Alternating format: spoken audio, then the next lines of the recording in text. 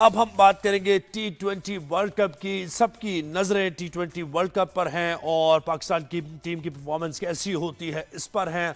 श्रीलंका में पाकिस्तान को अपने सारे मैचेस खेलने हैं। श्रीलंका की विकेट पर पहले मैच में हमने स्ट्रगल किया। नेदरलैंड्स के खिलाफ पाकिस्तान मैच हारते हारते जीत गया, लेकिन ये सारी बातें पीछे रह जाती हैं। क्यों? क्योंकि टॉक ऑफ द टाउन यह है कि 15 तारीख को इंडिया और पाकिस्तान का बड़ा टाकरा होने जा रहा है, जिसके सब मुंतजिर थे, जिसकी सब बातें कर रहे थे। और टीम पाकिस्तान पीसीबी ने और पाकिस्तान की हुकूमत ने एक मौक़िफ़ लिया था, एक स्टांस लिया कि हम T20 वर्ल्ड कप खेलने जाएंगे, लेकिन हम भारत के साथ 15 तारीख वाला मैच नहीं खेलेंगे। और इसकी वजह यह थी कि जैसे बांग्लादेश के साथ जो रवैया रहा आईसीसी का, और इससे पहले भी आईसीसी ने बिग थ्री बनाकर सारे फैसले वन साइडेड इंडिया के हक में, सारा रेवेन्यू इंडिया के लिए, सारे matches, tournaments, bilateral series India के लिए बड़ी बड़ी टीम के साथ। तो ये जो एक वन साइडेड रवैया आईसीसी का था, तो इस पर हम प्रोटेस्ट तो कर रहे थे, लेकिन अब ये मौका था पाकिस्तान के पास, पीसीबी के पास, कि कुछ उनको रियलिटी चेक दिया जाए और उनको बताया जाए कि पाकिस्तान की एक पोजीशन है। अगर ये मैच नहीं होता तो क्रिकेट का इतना बड़ा मुकाबला नहीं होगा कि क्रिकेट से आधा इंटरेस्ट लोगों का निकल जाएगा। और पाकिस्तान ने वही किया। बांग्लादेश को मुस्तफिजुर रहमान से मामला शुरू हुआ और फिर बांग्लादेश ने कहा कि हमें न्यूट्रल वेन्यू चाहिए, न्यूट्रल वेन्यू नहीं दिया गया, बांग्लादेश को इस इवेंट से बाहर कर दिया गया। पाकिस्तान ने फैसला लिया कि हम बांग्लादेश की सपोर्ट करेंगे और हम इंडिया के साथ मैच नहीं खेलेंगे। उसके बाद डिप्लोमेसी शुरू हुई और कुछ पॉलिटिक्स भी शुरू हुई। श्रीलंकन क्रिकेट बोर्ड ने जब पाकिस्तान वहां पर पहुंची टीम, तो पीसीबी को एक ऑफिशियल लेटर लिखा और उन्होंने कहा कि क्योंकि ये वेन्यू हमारा है और श्रीलंका में आपका ये मैच हो रहा है, टिकट्स बिक चुके हैं, हमारा एक्सपो, हमारी सारी जो टूरिज्म है वो मुतासिर होगी इससे और हमें बड़ा नुकसान होगा, माली नुकसान होगा, तो प्लीज़ आप ये मैच खेल लें। और इसके साथ साथ फिर क्या हुआ कि आईसीसी के ऑफिशियल पाकिस्तान आए, बांग्लादेश के भी ऑफिशियल पाकिस्तान आए और फिर बांग्लादेश की तरफ से ऑफिशियली ये कहा गया कि आपका बहुत शुक्रिया कि आपने हमारी सपोर्ट की, लेकिन हम आपसे अब ये कहते हैं कि आप ये मैच खेल लें। और ये क्रिकेट के वसी तर मफाद के लिए ये मैच होना बहुत जरूरी है। तो हमें senior sports analyst anchor person Yahya Husaini ने ज्वाइन किया है। याया, मुझे बताएं कि आप खेल रहे हैं और पहले मैंने तो ये शुरू से ही कह दिया था कि पाकिस्तान ये मैच होगा, कुछ भी हो जाए ये मैच होना है 15 का। ठीक है, हमने एक प्रेशर टैक्टिक का इस्तेमाल किया, लेकिन वो प्रेशर काम आया या नहीं, अब ये बड़ा सवाल है कि हमें मिला क्या। ये सब करने से हमने क्या कुछ बार्गेन किया और क्या कुछ हमें मिल गया जो नहीं मिल रहा था, कि हमने दोबारा ये फैसला किया कि हम खेलने पर राजी हो गए। जी अच्छा, आपने जिस तरह कहा कि मैंने ये कहा कि मैच तो हम खेल रहे हैं, तो मेरी ये बात भी लिख लें कि 15 तारीख को हम खेल नहीं रहे, जीत भी रहे। ओहो। और दूसरी जो आपने बात की कि हमने इस तमाम एक्सरसाइज में अचीव क्या किया और क्या मिला क्या खोया। हाँ। तो जिंदगी में जो है बहुत सारी चीजें जो है वो सिर्फ किसी मकसद के लिए नहीं की जाती, कुछ दूसरों के लिए भी की जाती हैं। और इस बार पाकिस्तान ने स्टांस जो था वो बांग्लादेश के लिए लिया। एक उसूली मौकिफ था पाकिस्तान का, एक ढंडोरा पीटा जा रहा था। इवन पड़ोसी मुल्क में नहीं, हमारे भी बहुत से क्रिकेट एक्सपर्ट ये बातें कर रहे थे कि हम ये रेवेन्यू के लिए बात कर रहे हैं, बायलैटरल सीरीज की बात कर रहे हैं। घर पे बैठ के जो है वो लोगों ने स्टोरियां बनाने की कोशिश की। और कल जब ये सारी सूरत हाल वाज़ेह हुई, कल जब श्रीलंकन सदर ने वजीर आजम पाकिस्तान मियां मोहम्मद शहबाज शरीफ साहब को फोन किया, फिर यूएई क्रिकेट बोर्ड ने, फिर सिंगापुर क्रिकेट बोर्ड के इमरान ख्वाजा साहब पाकिस्तान आए थे, और बांग्लादेश क्रिकेट बोर्ड ने इजहार तशक्कुर किया, पाकिस्तान क्रिकेट बोर्ड का शुक्रिया अदा किया। देखिए ये तो आपको ही पता है, मुझे भी, ये छोड़ें आप, ये बात तो देखें, ये होनी थी, एक विंडो ओपन करनी थी, सबके लिए एक विन विन सिचुएशन बनानी थी, क्योंकि डेडलॉक आ गया था और मैच लाजमी होना था। ये मुझे ही पता है, आपको ही पता है कि विंडोज ओपन की जाती है कि भाई यूएई ने भी कह दिया आपसे, श्रीलंका भी आपसे गुजारिश कर रहा है, लेकिन हमें पता है कि मैच होना था। हमें क्या मिला ये बताएं ना, हमें क्या मिला इस चीज से? देखिए जोएब, हमें एक रिस्पेक्ट मिली, हमें एक पावर मिली जो इंटरनेशनल क्रिकेट में आगे चलकर हमारे लिए बहुत इंपॉर्टेंट होगी। आप ये पूछेंगे कि हमें क्या मिला। हमने दूसरों के लिए आवाज बुलंद की और बताया कि हम अकेले किसी को उसका हक दिला सकते हैं। सही। बांग्लादेश को 12 क्रिकेट बोर्ड के ऑफिशियल ने एक वोट देकर जो है वो दीवार से लगा दिया। उसके बाद उनको इस बात का भी खदशा था कि उनको मुस्तकबिल में इंटरनेशनल क्रिकेट काउंसिल के टूर्नामेंट से आउट किया जा सकता है, उनको रेवेन्यू नहीं मिलेगा। इतना बड़ा क्रिकेट बोर्ड बांग्लादेश का है नहीं, इंटरनेशनल क्रिकेट बोर्ड के रेवेन्यू पे चलता है। तो इंटरनेशनल क्रिकेट काउंसिल ने, जब लोग बात कर रहे थे कि पाकिस्तान अपनी डिमांड रखेगा टेबल के ऊपर, सामने बांग्लादेश को दिखाएगा, पीछे जो है वो अपने मामलात रखेगा, ऐसा कुछ भी नहीं हुआ। नहीं हुआ। इस गुफ्तगू में बांग्लादेश क्रिकेट बोर्ड को अब कोई पाबंदी का सामना नहीं करना पड़ेगा, कोई कानूनी चाराजोई उनके खिलाफ इंटरनेशनल क्रिकेट काउंसिल नहीं करेगा। उनको उनका पूरा रेवेन्यू मिलेगा, अगरचे वो इस टूर्नामेंट में पार्टिसिपेट नहीं कर रहे। मुस्तकबिल में उनके साथ कोई टूर्नामेंट भी इंटरनेशनल क्रिकेट काउंसिल शेयर कर सकता है। लेकिन आपका सबसे बड़ा सवाल ये कि हमें क्या मिला, क्योंकि पड़ोसी मुल्क से कहा जा रहा है कि हमने यू टर्न ले लिया, हमने जनाब अपने वजीर आजम की बात को जो है वो नहीं रखा। देखें, वजीर आजम ने फैसला किया और वजीर आजम ने ही कहा कि जी आपको जाकर खेलना चाहिए। तो दुनिया को हमने ये पैगाम दिया है कि एक तरफ पूरा क्रिकेट का दुनिया है और एक तरफ हम हैं कि हम अगर किसी के साथ खड़े हो जाएं तो फिर हम बता सकते हैं कि हम में कितना था। जी, और एक चीज आपने ये ऑब्जर्व की या आप इस पर तजिया देंगे कि ठीक है बात तो सही थी, लेकिन जिसको इशू बनाया गया मामले को वो इतना स्ट्रांग नहीं था ना, ऐसा या नहीं?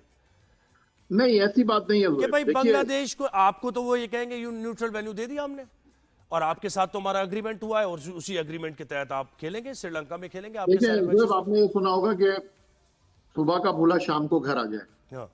देखिए, बांग्लादेश के इशू को उठाकर हमने ये साबित किया है, इंटरनेशनल क्रिकेट काउंसिल ने उनके साथ ये बात की है कि उनको कोई पाबंदी का सामना नहीं करना पड़ेगा, उनको फुल रेवेन्यू मिलेगा। ये बहुत बड़ी कामयाबी है पाकिस्तान क्रिकेट बोर्ड की। और अगर कोई ऐसी बात होती है कि जी मुस्तकबिल में जो पाकिस्तान ने डिमांड रखी है उस पर भी हम बात, हमने तो कोई डिमांड ही नहीं रखी। हमने तो कोई अपनी बात ही नहीं की उनके साथ। और देखिए, लास्ट ईयर जो हुआ सितंबर में दुबई में एशिया कप क्रिकेट टूर्नामेंट के फाइनल में, भारत की टीम ने अपनी हुकूमत के कहने पर, हमारे इंटीरियर मिनिस्टर जो कि एशियन क्रिकेट काउंसिल के सरबराह हैं, उनसे ट्रॉफी नहीं ली। वो उनका हक था, वो जीते थे। आज वहां से आवाजें आ रही हैं कि यार हमने गलती कर दी। हमने वो गलती नहीं की, हमने एक फैसला किया था गुफ्तो शनीद के बाद, बातचीत के बाद हमने अपने फैसले पर नजरसानी की। अच्छा, इस सब हाइप के बाद आया, मुझे बताएं कि कौन अंडर प्रेशर होगा 15 को? क्या भारत अंडर प्रेशर होगा, पाकिस्तान अंडर प्रेशर होगा? किसके लिए मुश्किल गेम हो जाएगा, ये नर्व्स का गेम हो जाएगा ज्यादा? देखिए Zoeb, no doubt about that, अब प्रेशर जो है वो इंडियन टीम पर होगा। अब आपका सवाल ये होगा इंडियन टीम पर कैसे प्रेशर होगा?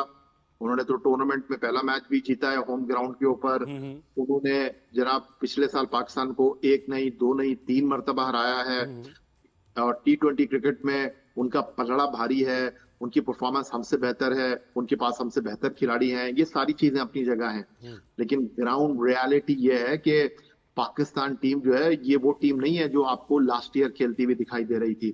मैं आपके सामने ये सवाल रखता हूँ, सलमान अली आगा को आप इतना हाई रेट कर रहे थे, अब वो एक टीम के लिए जरूरत बन गए हैं। लास्ट ईयर जब वो एशिया कप खेल रहे थे उनका नंबर ही नहीं पता था, अब वो सिर्फ 3 नंबर पर नहीं खेल रहे, वो खेल रहे हैं इस क्रिकेट की डिमांड के मुताबिक।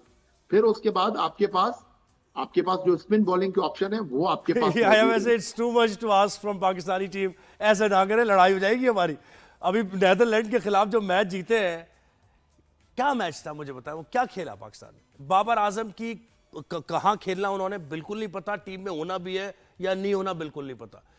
हमारे जो कीपर है उस्मान, उनको वो क्यों टीम में है नहीं पता। शादाब खान क्यों टीम में है नहीं पता। आपके पास 3 ऑलराउंडर आपने बना लिए हैं, फहीम अशरफ आपका बैटिंग कर रहा, बॉलिंग नहीं कर रहा, फखर जमान बेंच पे बिठा रहे हैं आप। ये सिचुएशन है या? देखिए ज़ोएब, बात दरअसल ये है कि हमारा तो उड़ना बिछोना ही है, 24/7 हमारा यही काम है। और कोशिश हमारी यही होती है कि बात दलाइल से करें, बात जो है वो एविडेंस के साथ करें। एक बात बहुत वाज़ेह है, जब आपने तय कर लिया, जब आपने किसी को तस्लीम कर लिया तो फिर तहकीक नहीं की जाती। तो ये जो 15 खिलाड़ी गए हैं, इनको आपने तस्लीम कर लिया है कि यही आपका स्क्वाड होगा, तो अब तहकीक की बात नहीं है। किसी कंसर्न की बात नहीं है। और आपके जो दूसरे सवाल का जवाब है कि हमारी टीम गिरते पड़ते रगड़ते हुए हारी है नेदरलैंड के खिलाफ, उसका बहुत सीधा सा जवाब है जोएब कि एक चीज को अंडरस्टैंड कीजिएगा कि ये जो T20 फॉर्मेट है ना, ये बहुत मुख्तसर फॉर्मेट है। और ये जो एसोसिएट मेंबर मुल्क की टीमें होती है ना, ये क्रिकेट जो है ना वो टेक्नोलॉजी वाली क्रिकेट है। क्रिकेट जो है ना अब वो है लैपटॉप की क्रिकेट है। आप दूसरों की खामियों खूबियों पर काम करते हैं। चले मैं आपकी बात मान लेता हूँ एक लम्हे के लिए कि हम बिल्कुल दांतों में से मैच जो है वो नेदरलैंड के खिलाफ जीते। अगर ऐसा था तो फिर वेंकटेश्वर स्टेडियम मुंबई में भारत के साथ क्या हुआ था? बिल्कुल उनको सही तो कह रहे हैं आप, अमेरिका बिल्कुल सही कह रहे हैं। 74-7 उसके बाद चले उसको भी छोड़ देते हैं। इंग्लैंड के साथ क्या हुआ? नेपाल का मैच उनका, हाँ। नेपाल जो है उनको पड़ गई थी। तो ये जो छोटी टीमें है ना, ये कभी भी आपको अपसेट कर सकती हैं क्योंकि आपने इनको देखा हुआ नहीं है, इनके खिलाड़ियों को आप जानते नहीं है। ये वन ऑफ मैच खेलने के लिए आती हैं। और ये जो T20 क्रिकेट होती है ना, इसमें आप एक गलती करते हैं आपको वापस आने का मौका नहीं मिलता। वनडे क्रिकेट में फिर भी आपके पास मौका होता है लेकिन कि यार 25 देखिए ना, हकीकत तो यह ना, पाकिस्तान के पास पांड्या नहीं, फिलिप्स जैसा बैट्समैन नहीं, मिचेल जैसा बैट्समैन पाकिस्तान के पास नहीं, फिर आप साउथ अफ्रीका में आ जाए, मिलर जैसा आपके पास बैट्समैन हिटर नहीं। तो ये अच्छा, वो इससे मुझे याद है, साउथ अफ्रीका तो बड़ी जबरदस्त तैयारी के साथ आई है और दोनों फास्ट बॉलर्स को लेके आई है अपने, और बेहतरीन दो पेस मार रहे हैं, मुश्किल कर रहे हैं वो मार्को जेनसन के साथ मिलके। अच्छा ये देखिए लोग, एक चीज को आपने खुद ही बात की कि मार्को जेनसन है, जनूबी अफ्रीका के पास रबाडा है, ऑस्ट्रेलिया के पास मैक्सवेल है, ऑस्ट्रेलिया के पास जो है टिम डेविड है, ग्लैन फिलिप्स हैं, रिची रविंद्रा है, न्यूजीलैंड के पास सिकंदर रजा जिम्बाब्वे के पास हैं। ये सारे नाम अपनी जगह हैं। लेकिन देखें, मैं आप जैसा नहीं हो सकता, आप मेरे जैसे नहीं हो सकते। मेरी अलग क्वालिटीज होंगी, आपकी अलग क्वालिटीज होंगी। ये हाथ की 5 उंगलियां बराबर नहीं होती। मैं शुरुआत यहां से करता हूं बाबर आजम से। बाबर आजम को अपनी कैपेबिलिटी का, बाबर आजम को अपनी एबिलिटी का पता है। लेकिन वो जो बाबर आजम सलमान आगा बनने की कोशिश कर रहे हैं ना, ये उनकी सबसे बड़ी नाकामी है। बाबर आजम सिर्फ जो खेलते रहे अपनी पावर के साथ, टॉप ऑर्डर में खेलते रहे, उन्होंने अपने आप को नीचे के नंबरों के लिए तैयार नहीं किया। आज दुनिया में अगर आप देखें, नंबर 4 पर कौन खेल रहा है? ऑस्ट्रेलिया के लिए टिम डेविड खेल रहे हैं, 150 प्लस का स्ट्राइक रेट है। इंडिया के लिए सूर्य कुमार यादव खेल रहे हैं, 163 का स्ट्राइक रेट है। नंबर 4 पर न्यूजीलैंड के लिए ग्लैन फिलिप्स खेल रहे हैं, उनका स्ट्राइक रेट आपके सामने है। आपके पास कौन खेल रहे हैं? बाबर आजम। देखें, बाबर आजम की अहलियत, सलाहियत के ऊपर मुझे कोई शक शुबा नहीं है, लेकिन बाबर आजम को न्यूजीलैंड का मैच, वो नेदरलैंड का मैच फिनिश करके आना चाहिए था। टेलर मेड सिचुएशन थी, 60 गेंदों पर 58 रन की जरूरत थी। हाँ, उनको लॉन्ग ऑफ पे क्या शॉट खेल दी, it was a nothing shot बनने की। उनको क्या जरूरत थी? गैर जरूरी शॉट खेलने की। सिर्फ बाबर आजम नहीं, उस मैच में जितने भी प्लेयर आपके आउट हुए हैं वो सब अपनी गलती से आउट हुए हैं। अब आप बात कर रहे हैं कि हमारी टीम में जनाब जो है वो हार्दिक पांड्या, हमें जरूरत नहीं है हार्दिक पांड्या की। हमारे खिलाड़ी उनसे बहुत बेहतर है। इस टीम का जो सबसे बड़ा प्लस पॉइंट है ना, इस टीम में हर खिलाड़ी के पीछे दूसरा खिलाड़ी बैठा हुआ है। आज जो शाम को अमेरिका के साथ मैच है, ये बाबर आजम की किस्मत का फैसला करेगा। ये बताएगा कि बाबर आजम आप इंडिया के खिलाफ 15 तारीख को उतारेंगे प्लेइंग 11 में या नहीं। अच्छा, अगर अगर हमें 15 को उतारना है तो हमें बाबर को आज खिलाना है, जरूरी खिलाना चाहिए? आप समझ रहे हैं कि आज के मैच में ड्रॉप कर दें और देखें टीम कॉम्बिनेशन अच्छा निकलता है तो 15 को हम बाबर को ड्रॉप करके? वो आपने मेरी बात मुकम्मल नहीं होनी थी ना, मैं आपसे यही कह रहा था। देखिए आज जो मेरे पास इत्तलात है, हम प्लेइंग 11 में मोरलेस हमारी वही टीम खेल रही है, कोई तब्दीली नहीं है। मैं बाबर आजम की जो आपसे बात कर रहा था ना, उनके लिए आज का बड़ा मैच है। क्योंकि आज वो परफॉर्म नहीं करेंगे, उनके पीछे फखर जमान बैठे हुए हैं। शाहीन आफरीदी के लिए इंपॉर्टेंट मैच है। आज अगर वो डिलीवर नहीं करते, नसीम शाह उनके पीछे बैठे हुए हैं। आपके पास एक्स फैक्टर मौजूद है जिसको इंडिया में डिस्कस किया जा रहा है, Usman Tariq. I don't think कि आज उनको आपको प्लेइंग 11 में रखना चाहिए। आज उस्मान तारिक नहीं खेलेंगे, लेकिन इंडिया के मैच में आपके लिए बहुत डिफिकल्ट टास्क होगा। चले जी, ये बातें तो होती रहेंगी वर्ल्ड कप की, और 15 तारीख जब तक नहीं आती है तो हम इसी तरह डिस्कशन करते रहेंगे। और हमारी उम्मीद ये है कि पाकिस्तान टीम भारत को हराए और एक पैगाम दे कि हम किसी से कम नहीं है।